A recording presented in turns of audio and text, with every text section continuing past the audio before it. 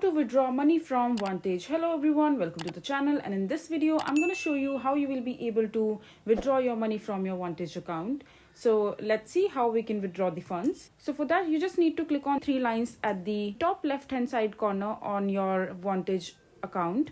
But it will only appear when you have verified your account. So it's quite important for you to verify your account. After verification, you will be able to find the three lines at the top left hand side corner of your mobile screen. Just simply click on it and you will be able to find the option of funds. Just click on it again and then select the option of withdraw.